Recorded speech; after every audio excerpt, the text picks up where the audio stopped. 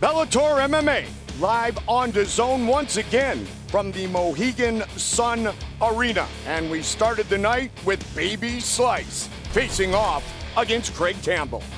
Baby Slice coming off of a loss, looking big, looking strong, hitting with big shots. Goes for the takedown, look at those elbows. He changes them up to hammer fist. Big TKO win for Baby Slice. Next up, Newell with a record of 16-2 against a very determined Manny Murrow. Manny Murrow came into here and he knew he was in a hostile environment, not only inside the cage with Newell, but also on the outside with the crowd. But he just hung tough, and he made this a dirty, nasty, gritty fight.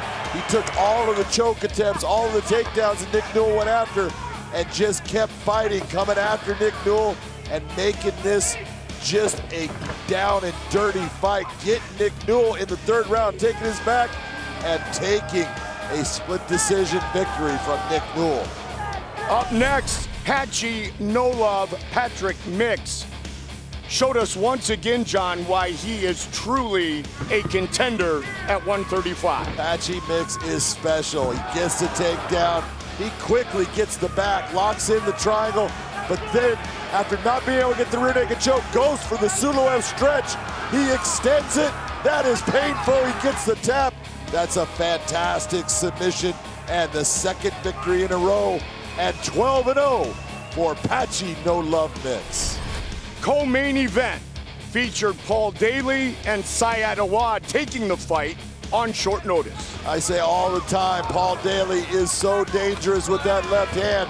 He goes after elbows, and he gets paid back with one by Syed Awad, but it's the left hand. Boom! That just puts Syed down.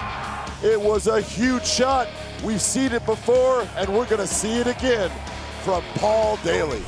Then our main event of the evening, the title fight, the championship fight, and the winner taking home $1 million as the king of the welterweight world Grand Prix. When two of the best get in the cage together, it is not easy for either guy. They know they're gonna go through a war, and that is what these guys started to go through. You saw Rory MacDonald working for takedowns, but Douglas Lima made him pay for those. And eventually it was the left hand of Douglas Lima that made a big difference. You saw Rory starting to dive for takedowns. The kicks started to add up. Kicks up high, kicks down to the legs. And Douglas Lima just started popping him back with that jab. He was dictating the location of the fight. Rory finally gets the fight to the ground, but gets reversed. Douglas Lima ends up on top, does some damage, and by the end, he gets the unanimous decision victory and becomes the Bellator welterweight Grand Prix and welterweight champion of the world. Welterweight champion for the third time. For the latest Bellator news and information, go to Bellator.com and the Bellator app.